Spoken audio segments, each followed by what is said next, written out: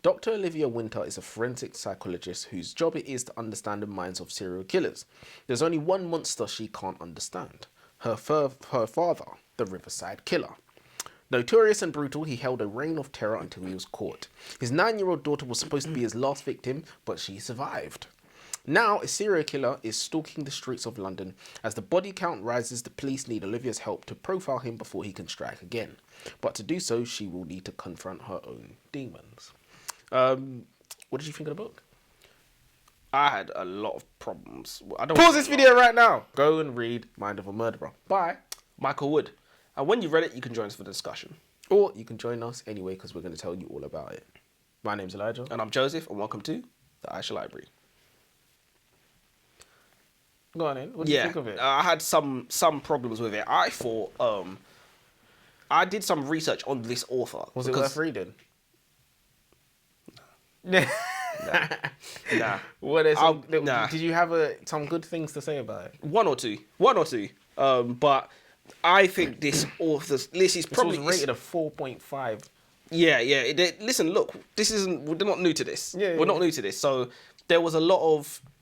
I think it was rated one of the best horrors for 2024. That's crazy. I mean, what other horrors have been? There's been like Hunger Like No Other and nonsense like that. Was it This Ends With Us? No, it was We Used to Live Here. That's what. Yeah, We Used to Live Here. Lights Out. But what I think is interesting is this author's writing style. I think is a bit steely. It's a bit in the sense of he's repackaging stories we've seen before, just with his own characters' names. His own locations, his own dialogue, sort of thing. And I'll get a little bit more into what I mean when I say that. Fair enough. I thought there were some very good examples of creative conversational writing. For example, one of the female characters was talking to her girls where she told them, "I can't wait to go to Italy to do the 3 Ws." They looked at her with perplexed expressions. She said, walking, wine and waiters. And unfortunately, we didn't get much more of that sort of thing. And I'll explain a little bit more. But one issue I had with the book is, why does every man that merely has a conversation with our main character Olivia immediately fall in love with her, or at least wants to take her out on a date? Is the author trying to say that all of us men cannot resist a damaged woman with daddy issues? Because he's right. And is he right? Would that make Olivia more fucked up or less fucked up if she called her boyfriend daddy in the bedroom? That's way more fucked up. Like, it's not even comparable how much more fucked up that is. Yeah, but it's not even choke me daddy. Nah, what? So she can't say none of that shit. Nah, she's bad for life. Some of us think it's fucked up regardless. I mean, it probably is. Let's be honest. But like now, it's like, this is a different level. Now, why it's didn't like we your whole have that? family needs to go to bin. Is that not a tap-in? The whole family. Why didn't we have that, Joseph? That's a tap-in, isn't it? No, maybe it's not a tap-in. Nah, I don't know. I don't think that'd go down too well. I don't know if that'd go down too well. It's a bit unpredictable. Yeah, but she's got daddy spicy. issues, so she should have, But yeah, you want to start then? Yeah. There are a lot of classic literary tropes and cliches in this book early off. There's obviously the Jack the Ripper style of murders in a row. At the scene of the latest murder, Detective Inspector Jessica Sheffield and her partner discuss going to talk to her, who turns out to be a reclusive forensic psychologist. Didn't realise that was an actual job. Forensic psychologist. And D.I. Sheffield's best friend, Dr. Olivia Winter. Jess will visit Olivia and convince her to come back, despite promising never to do just that, which is like a John Wick sort of, we need you to come back to the bureau kind of trope. So straight away, there was like tropes I've seen in like different stories all over, but repackaged, Yeah. And it's like, because this is a first book in his series, in the Olivia Winter series, I'm like, you know what? Keep reading. Let's see what we see. But cliches is just something that I noticed. And there were quite a few of them, and I'll keep going through them as we carry on. But there was like a lack of originality for me. Okay. I thought there was. I agree with you. But there was one aspect of this book where the originality was off the chain. And I've never seen anything like that before, which I'll have to mark the book up for that. But I'm literally impressed already. I'm liking the writing style. Listen to this. Yep, she's vomiting already. She's a lightweight. All she's got to hear is the cork popping and she's heaving. Which, that I thought that was good writing. My thoughts at the time were, great first chapter. It had all the elements, humour, flowing conversations between the characters, suspense, and my personal favourite, a defenseless woman being attacked. It always makes for great content, doesn't it? But honestly, I was on the edge of my seat while the victim, Phoebe, was being murdered. She was a little fighter. I thought she might make it. I guess I have to take a point off because of the needless time skip. But after that, after the first chapter, the rest of the book was boring for the next 4 hours. Yeah. The book was I swear to God, it was so 4 much hours. The chit-chat. book was long and boring and nothing was happening. There's so much chit chat. So, But it's like what you said when it was like, oh, I can't wait to go to the 3Ws. I said, I can't. I'm so thankful we're here to witness this. This is supposed to be like a pacey, intense, psychological, that mind-fucky kind of book. Yeah. And we're here watching these girlfriends share wine and clink glasses. Can't wait to go to... Shut up! Why don't you die now? well, we did get that in the first chapter, but Yeah, no, we did. Twice now, this author has introduced a character to kill them off. First, Phoebe Harper, the nurse whose screams for help were muffled by her neighbours' loud party as she was murdered. Next, D.I. Jessica Sheffield, a police officer on the trail of the serial killer. Only this time, the killer screwed up. He targeted the best friend of amazing, brilliant forensic psychologist and trauma victim, Dr. Olivia Winter, prompting her to finally come out of retirement and use her incredible knowledge of criminal psychology to bring the killer to justice. Dr. Winter is on the case, and this time it's personal. And you know what? I mean, I had so much problems with the main character Olivia. If you're gonna start a trilogy, no, I did. But so if you're gonna start a series, that character better be banging, and she just isn't. And I mean, the whole book. She was kind of pointless. She didn't give any massive insights. I mean, even the police, when she was telling them, "Oh, the man you're looking for, he's probably what did she say? A man who's not noticeable. A white man who's not noticeable." And they were just like, "Bro, you're not adding anything to this. Yeah, that's not You're info. not adding anything to this. What do we bring you here for? Are we paying you? What are you here for? Stop. What are you here for? We should literally dock your wages. Yeah, your wages are docked immediately for that. What? No, he's not noticeable because we ain't noticed him already. So we knew that. But right. yeah, I thought it was the whole, Dr. Winter's on the case. This time it's personal. Like that's another trope. That's like we're talking like 1940s level. Olivia was complaining about a man she went on a date with who was too beautiful. She said she decided to be modern and ask him out to dinner. When she says be modern, I assume she means stepping into a traditionally male role, taking initiative, paying, leading the date. But then she complains that he's self-absorbed, constantly looking in the mirror or checking to see if anyone is watching him. It's interesting how the dynamics of gender roles shift here. She embraced a modern approach by breaking traditional gender norms, but when he exhibited behaviours often associated with femininity, vanity, self-consciousness, she found it off-putting. Of course. It's funny that it's acceptable for her to write the script, but when he does the same way, it becomes a problem. This scene reveals how deeply embedded gender expectations remain even when we believe we're challenging them. So my question is, am I doing what I usually do, where I think the author has purposely added a layer of philosophy by intentionally having the character unintentionally contradict herself, if that makes sense? Yes, I 100% think you're doing that, by the way. So it wasn't a bit of genius by the author No, to say, okay, normally I say it's not because the author will be a woman, and I don't believe women are, like, aware of that. They're not aware. Hey, chill out. They're not. Don't Listen. cancel us. They're not aware. No! They're not aware. They're not aware of like the gender roles thing in terms of they don't want to deviate from gender roles. Women go la la la la la. Yeah, basically.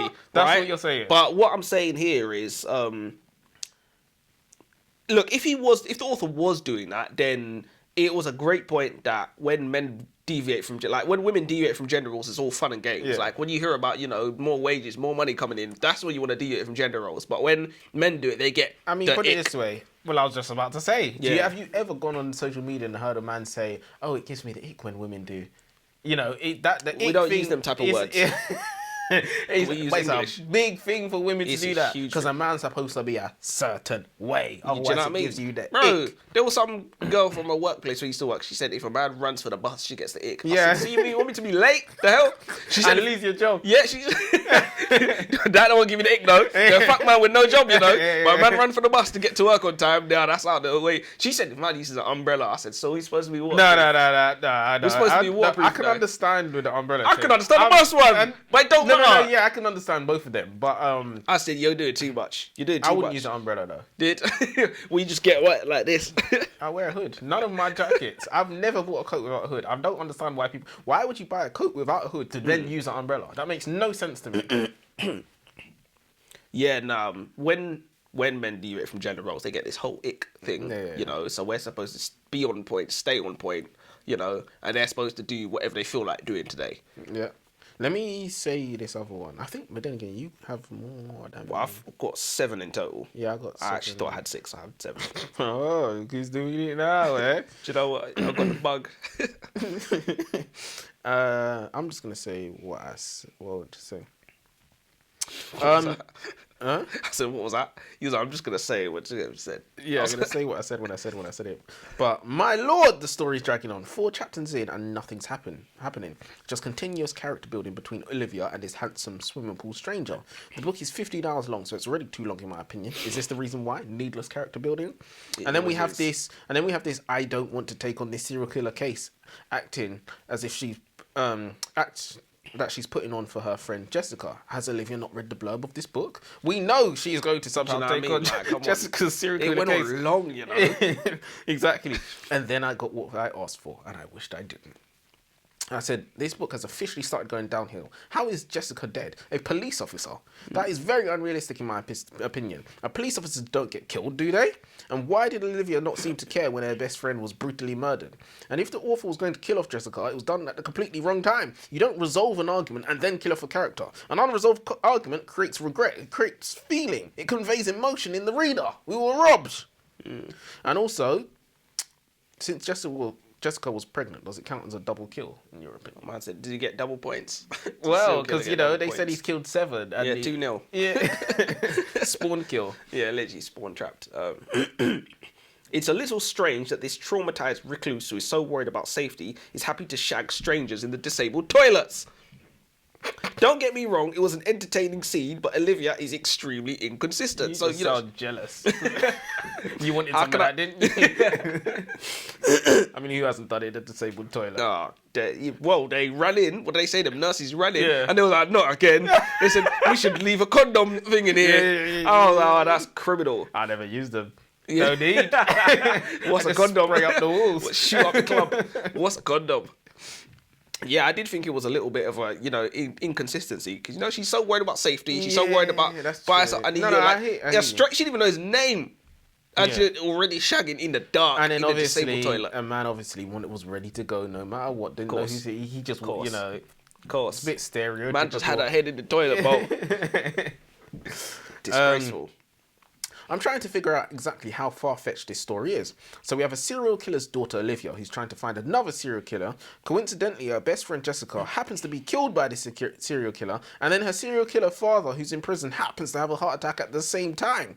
If we're going to go to this level of far-fetched coincidences, why not at least make it good?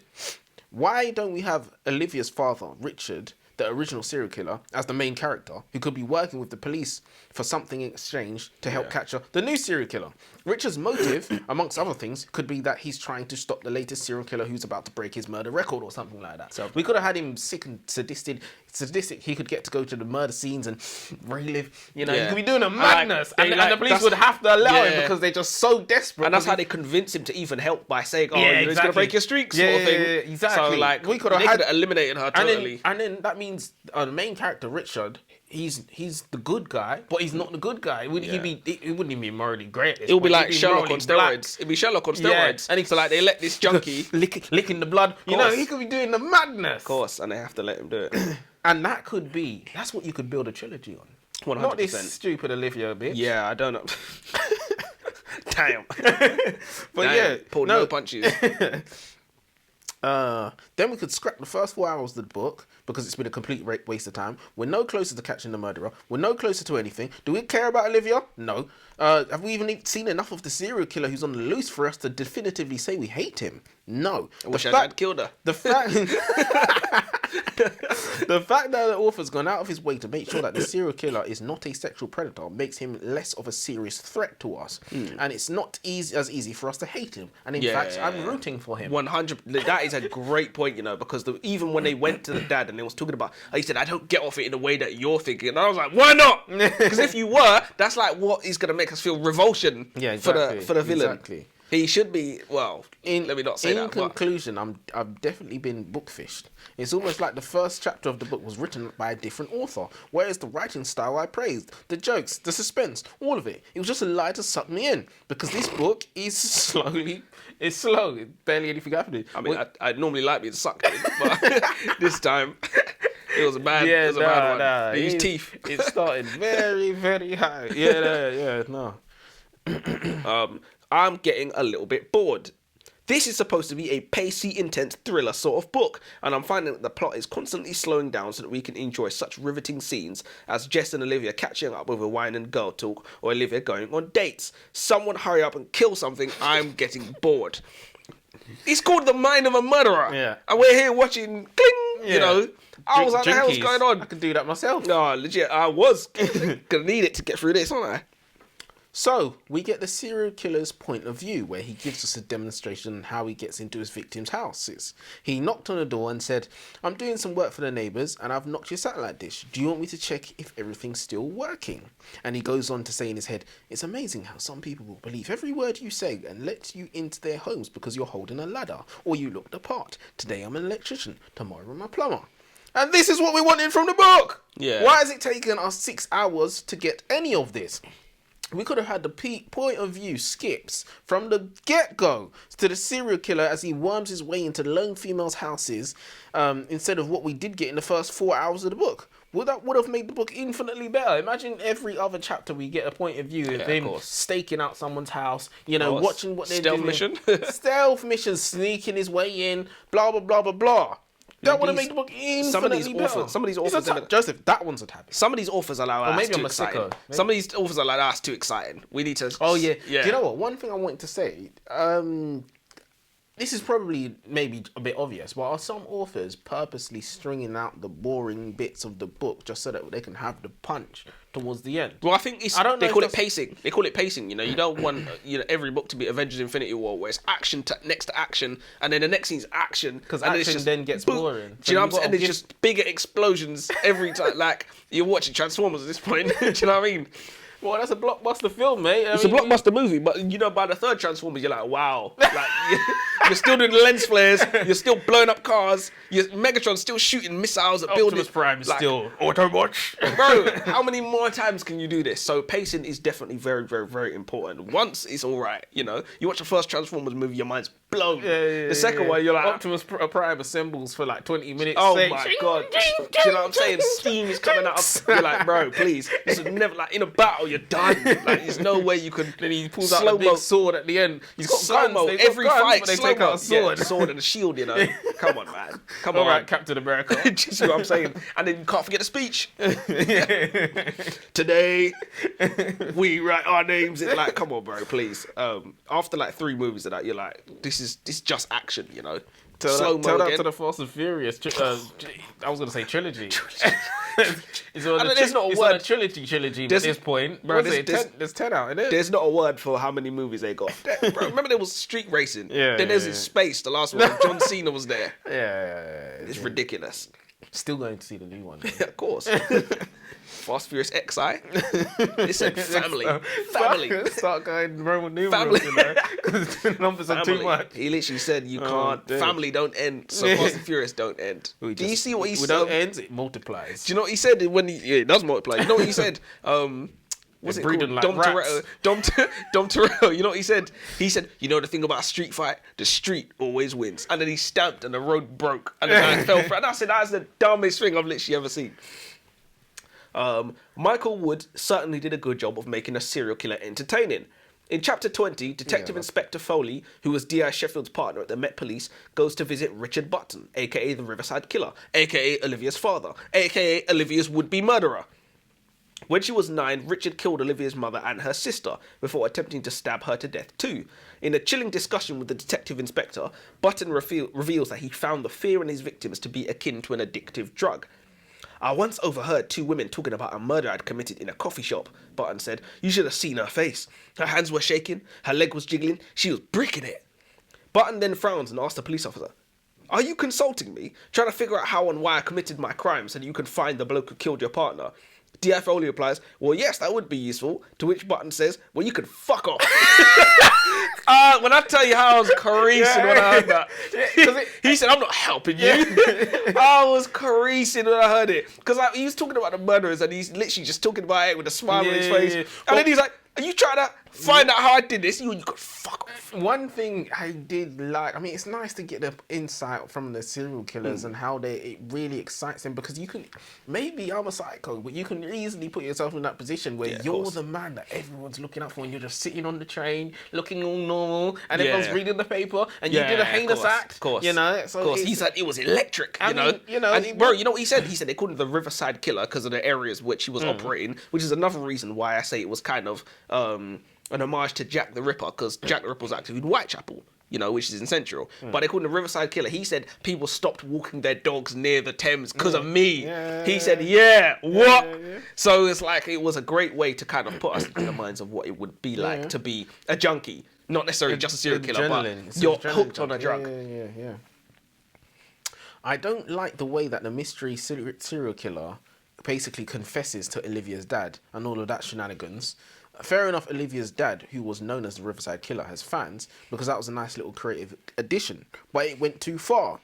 So basically what happened is the serial killer on the loose, I don't remember the name they gave him, but he went to go visit Olivia's dad in the hospital, and he pulled up as a doctor, you know, just because he wanted to meet him, because he was a fan of the Riverside Killer, but it went too far, because it turned out that he lived in the Riverside Killer's house. So when the guy got put away, he grew up in that house, sort of thing, in the same room, sort of thing. And it was just like, why couldn't it just be a random fan that tries to sneak him a weapon, and he could have had a final shootout in the hospital, since he was going down, you know, he could take as many people with him or something like that. Give us some action. But the conversation they had was decent, and it livened up the book. The Riverside Killer said, I want you to go and kill my daughter. Take her to the river and take her heart out and deliver it to the police. And I said, fucking hell, he's a sick fuck. Like, he's telling the serial called off at all, you know. He ain't called off not one bit. You think with old age, you know, people repent, you know, they see the error of their ways. My one wants to finish off what he started. He said the show goes on. Olivia's a bit funny, a bit unpredictable. In chapter 22, D.I. Foley suggests that Olivia go to visit her father in person to pick his brain for any more information that they might use to get inside the head of their serial killer. Who better to ask than him, Foley suggests.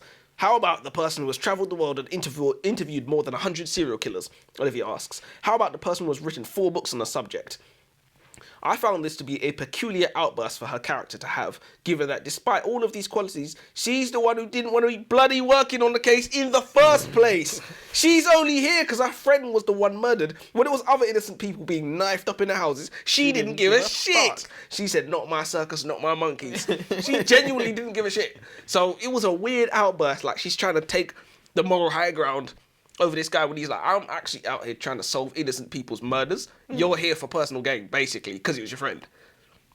And then she's saying, no, I'm the best person for the job, so why don't you want to bloody do it? Do you know what I mean? Like, she's weirdo, flip-floppy, just can't really decide who she is or what she wants or why she's here. It's the author can't decide who she is. Yeah. The plot twist was a stroke of genius. I hated that Olivia found out the identity of the murderer by luck, because basically she was going through a Zoom. It's not a Zoom, it's a Ring doorbell, and just happened to see him walking by or whatnot. But what was really good is that the serial killer actually stabbed himself to make himself a victim so that he could include himself into the investigation. So he attacked himself and made out, oh, I'm a victim. He ran that way. He actually stabbed himself up. That's insane level of dedication. I've never seen anything like that before. 10 out of 10 for creativity. I'd like to say that some of the things in the story were meshed together quite nicely. For example, Olivia's adopting a Jessica's dog, and then that dog being Sam's in to Olivia's property. You know, a little funny, weird stalker that didn't really go anywhere. Then we had handsome Ethan, who was a little fling that disappeared from the story but then reappeared as a photographer. It could have been interesting if the history came back to bite her. Maybe a bit of revenge porn. Also, the main character Olivia is so boring. She's too calm and collected. I think it would have been better for content if she was a mess and an emotional wreck. She continuously has normal conversation with her dad. You know, the person that murdered her mother and sister and tried to kill her. And then when her best friend is murdered by a serial killer, she doesn't even bat an eyelid. I've never known somebody who's interviewed hundreds of serial killers to be so boring. You don't get any of that brutality or matter-of-factness or futility of life sort of personality. Olivia, the character, needs more work, especially if she's going to be in a series. It needed more work. It's not necessarily that you can't write a trilogy or a series with an uninteresting main character. Quite a popular opinion is that Harry Potter's not an interesting character, and it's just he's got more interesting friends and an interesting villain. That's true. And an interesting world. You know what around carries him. it though? He's the one. Yeah, he's the whole chosen one thing about that's him. what carries it. Yeah. And he is quite. I mean, he's quite plain. He's good at Quidditch though. Well, yeah. And how he's many got Quidditch interesting scenes? parents. How many as well. Quidditch? Yeah, he's got loads of I used to watch interesting Harry people Potter around for him. the Quidditch back in the day. Yeah, it was live. That was a big part of it, you know. Yeah, now we've got a YouTube. Don't need to watch a bloody movie. Pornhub, we just got. put it on. It's Downloaded always the wrong that, Harry innit? Potter movie. Man, since you riding my broomstick. Got her on the end of my wand. I'll give her the abracadabra, all right? That's not Harry Potter, is Oh, it? dead. Different authors have their own writing styles. This is my last one, by the way. Question of the day. Yeah, you didn't know I could do that, did you? Man said he downloaded a new. I don't know if this is a good one or whatnot, but fuck it. Question of the day. Your missus is in a bad mood and has been all morning. She's made herself a sandwich and has briefly left the room. Her child has accidentally knocked the sandwich off the side, onto the floor. Now, because of the mood she's in, you know the child is going to get beats. You pick the sandwich up off the floor and put it back on the plate to save the child from beating. Was that the right move, or was the better move to take the blame yourself? Say, I knocked it off. Or is it completely fine to just say, you know what, fuck it, go run along, child, you know, because they're going to get the beats. Well, to answer this question, we have to discover, is it...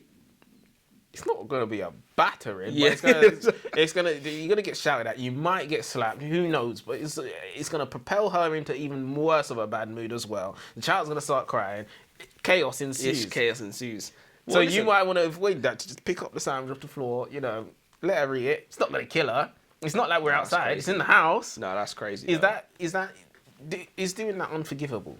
No, it's definitely not unforgivable. If he was like outside... Yeah, but you've betrayed her. You've now betrayed her. Yeah, of course. Well, she was about to betray herself. Maybe you saved her from betraying herself. Yeah, well, You've definitely done something good by doing that.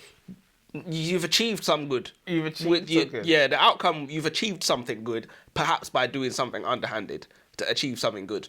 There are people that don't believe you can achieve anything good by doing something No, but underhanded. they're stupid. That's Well, stupid. they're blind and they're stubborn. You might say they've corrupted themselves now that they've done that bad to achieve the good, and that's not worth it. They might say. You could say that. Has he corrupted? Have you corrupted yourself?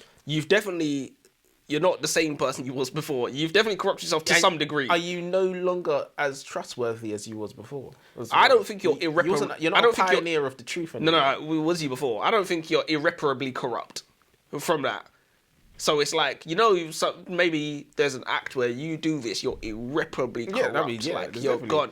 You can't, But you smoke crack, you're irreparably corrupt. You definitely cannot trust a person that will pick up a sandwich off the floor And like put it back in your plate. Pick it back, put it tuck back in. You can't, and to watch you eat that as well. Yeah, surely it's that's maybe isn't there an argument to be made that that's unforgivable? Yeah, I'm sure. Listen, you would feel that it's unforgivable. You're the one eating a bloody sandwich. If you run back, you had a camera up there. Yeah, that's what I'm saying. Motherfucker. legit. You would. Especially Jesus if they got Christ. sick after it as well. Yeah, would you come 100%. clean? Pulling the hairs out your mouth and all kinds of shit. Nah, it's not. It's not on. It's not on, mate. What rocking a hard place. You gotta let the child get beat. Yeah, just to let You them actually get have beat. to They let them get deserved beat. it. No one told them to knock it off. Listen, children get beat, man. It's life. Or if you beat them before the You can spare them the worst of it as well. You can spare them you could just why did you knock off the sandwich? You know your mum's in a bad mood. Yeah, 100%. And then, but Bro, now you're the bad guy. These are kind of things that Because the child doesn't know you've spared them from a worse beating. They just know Children they're never know hurting. what you do for them, It's only things you think of later in life where you're like, oh my God. Like, he beat me for me. And that sounds like bullshit when adults are saying it, innit? I beat you for you. Because Did you really? the mum might see you beat the kid and then try to console the kid. Be like, oh, it's all right, you didn't mean it. Well, and now then she could remain... exactly, she could remain the child's friend now as well. Uno flip the situation down. What if you beat the child and she's like, how dare you touch my... And you're like, well, I tried. No, you have to beat both of them. And it's time to end. You always have to take it too far, don't you? A little bit too far. Do you want to end with quote of the day? Quote of the day. The best time to plant a tree is 20 years ago. The second best time is now. I've heard that before, but it's good. Is it? It is That's a good quote, isn't it? useless, though. It's not useless. No, you're right. It's not useless, but you could just cut that in half and say the best time to plant trees now. And No, that's but it. it's not. It's no. It's not the same quote. No, it's not even I the same. understand that, but if you listen to it, it would do the same thing. If you were gonna take action, no matter what I say, and I've given you an instruction, go plant a tree now. Well, if you're going to take action, no matter what I say, you don't need to hear the bloody quote. Just plant the tree. No, but you might not. You might take an action, but it wouldn't. You may be in a situation where you think you're too late to take action. I definitely understand. No, I definitely understand. You understand. I think it's a decent quote. Well, you're the one that bloody heard it before. I haven't. Oh, you never heard that quote before? Yeah, legit. The best time to hear the quote is 20 years ago. Second best time. That was a good one. That was a good one. Thank you very much. And on that note, till next time. Till next time.